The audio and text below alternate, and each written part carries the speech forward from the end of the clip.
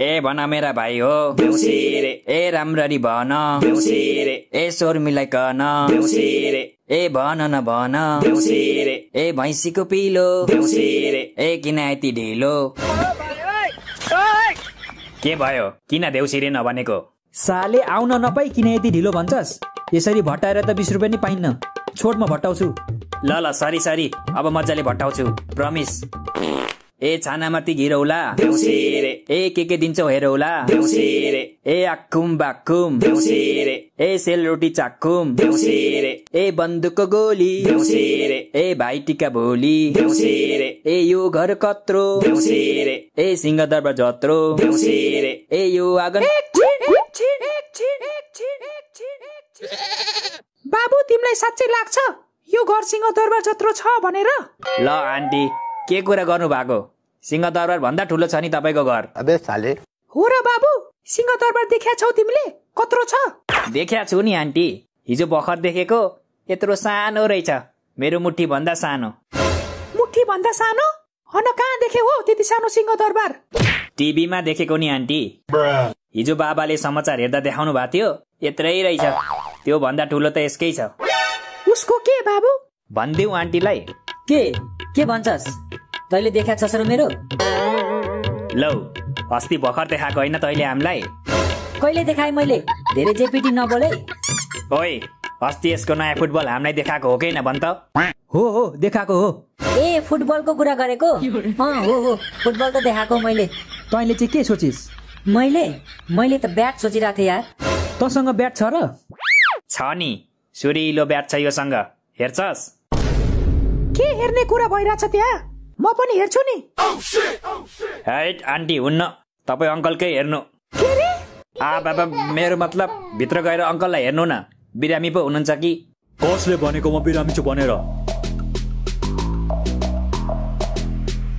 म जस्तो हेल्दी कोही छैन यो संसारमा। हो रहेछ, पेट देखेरै थाहा भयो। अङ्कल तपाईलाई एउटा कुरा सोधौँ? के कुरा? तपाईको 6 प्याक छ कि 8 प्याक? देखिनस् यत्रो फ्यामिली प्याक। तिमीहरू देउसी खेल्न आएको कि मेरो प्याक हेर्न आएको? देउसी खेल्ने भए खेल, नत्र जाऊ आफ्नो घर। ए झिलिमिली झिलिमिली देउसी रे, ए केकको झिलिमिली देउसी रे, ए बत्तीको झिलिमिली देउसी रे, ए फुलको झिलिमिली देउसी रे, ए स्टिलको चम्ची देउसी रे, ए अङ्कल आन्टीलाई सम्झी देउसी रे, ए आएका हामी देउसी रे, ए देउसी रे खेल्न देउसी रे, ए बारीमा ओखर देउसी रे, ए हाम्रो साथी जोकर देउसी रे, ए बारीमा अदुवा देउसी रे, ए अङ्कल आन्टी पदुवा देउसी रे, ए बारीमा मुला देउसी रे, ए अङ्कलको। के भयो? अझ के भयो भन्छस्? तैले के भन्न लाथिस् भर्खर? के भन्न लाथे र? बारीमा मुला, अङ्कलको चुला त भन्न लाथे नि मैले। ए चुला पो, मैले त अरू नै बुझिरहेथे। त आज भोलि धेरै बुझ्दैछस्, तँलाई खसी नपारी भएको छैन। कसलाई खसी पार्नु पर्ने हो? म पार्दिउ? औजार छ मसँग। पर्दैन अङ्कल, आफ्नो औजार आफैसँग राख्नुहोस्, आन्टीलाई काम लाग्छ। ह्या के डबल मिनिङ कुरा गरिरा? दक्षिणा माग्न अङ्कल आन्टीलाई, अब जानुपर्छ के? अङ्कल आन्टी हामीलाई दक्षिणा दिनु न, अब हामी जाने। यति छिटो दक्षिणा? त्यही नि यस्तो जे पाए त्यही भट्टाएर दक्षिणा पाइन्छ। अलि राम्ररी भट्टाव। खोइ छोड, म भट्टाउँछु अब। ए खोर्सानी पिरो देउसी रे, ए हाम्रो अङ्कल हिरो देउसी रे, ए अफिसको ड्युटी देउसी रे, ए हाम्रो आन्टी ब्युटी देउसी रे, ए बारीमा बोडी देउसी रे, ए कति राम्रो जोडी देउसी रे, ए मलाई आयो ज्वरो देउसी रे, ए अङ्कल कति गोरो देउसी रे, ए गाई बान्ने डोरी देउसी रे, ए आन्टी कति गोरी देउसी रे, ए रुखमाथि मैना। देउसी भयो बाबु भयो, यो भन्दा धेरै तारिफ नगर। तारिफ सुन्ने बानी छैन के हाम्रो? मेरो त सबले तारिफ गर्छ। पैसा दिएर मेरो तारिफ गर भनेपछि त जसले नि गरिहाल्छ नि। के रे? मैले कसलाई पैसा दिएर तारिफ गर्न लाए? नदेखि नबोल है। नदेखि त तिमी पो बोल्छौ त बुढी। जो चोर उसैको ठुलो सोर।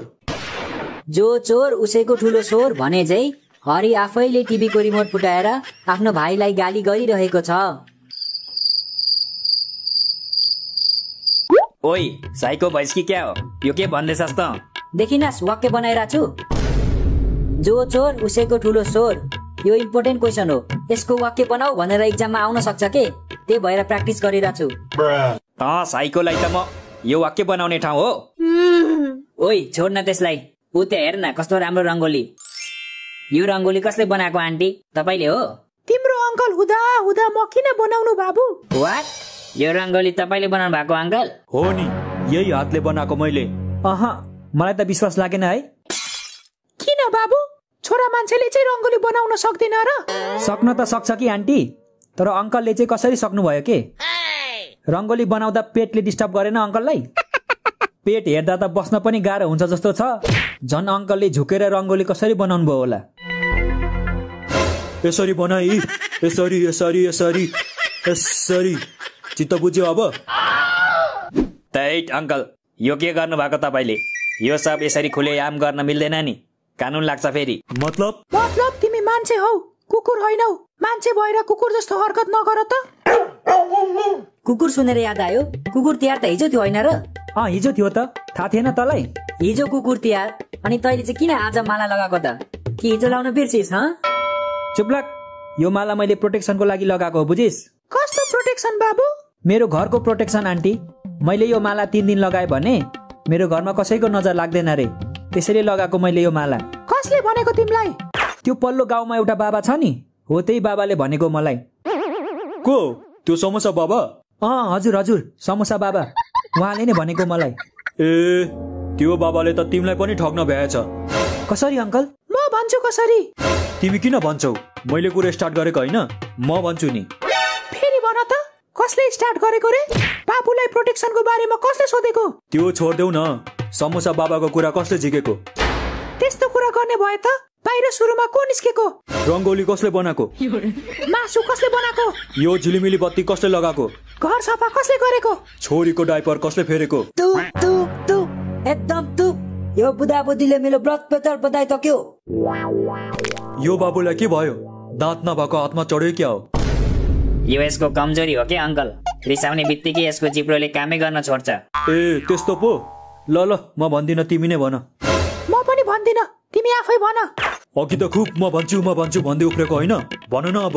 म भन्दा धेरै त तिमी उफ्रिँदै थियौ, तिमी भन। फेरि सुलु। ल मै भन्छु। हामी पनि करिब 1 वर्ष अगाडि समोसा बाबा कहाँ गएको थियौँ, अनि तिमीलाई जस्तै हामीलाई पनि त्यो बाबाले माला लगाइदिएर ल अब तपाईँहरूको घरमा लक्ष्मीको आगमन हुन्छ भनेको थियो, तर घर आइपुग्दा त भएको लक्ष्मी पनि चोरले चोरेर लगेछ। अनि पुलिस कम्प्लेन गर्नु भएन हजुरहरूले? त्यही पुलिस कम्प्लेन गर्नु भनेर गएको, त्यहाँको इन्चार्ज त्यही समोसा बाबा पो रहेछ। ड्युटी सकेर पार्ट टाइम बाबा बन्दो रहेछ। त्यसो भए त म पनि लाउँदिन त्यसको यो माला। प्रोटेक्सन भन्दै 200 रुपियाँको चुना लगायो डाकाले।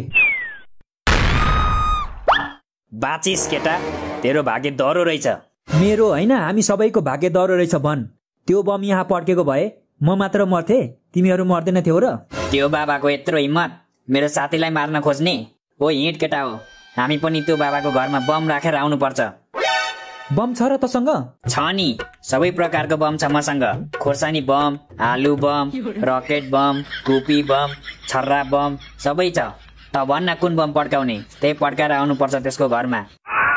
साले बम होइन, सुरुमा तँलाई पड्काउँछु म। के भनिस्? त मलाई पड्काउने? पड्काउने। आइज हिँड त्यसो भए। कहाँ? मलाई पड्काउने भनेको होइन, हिँड्न त कुनामा।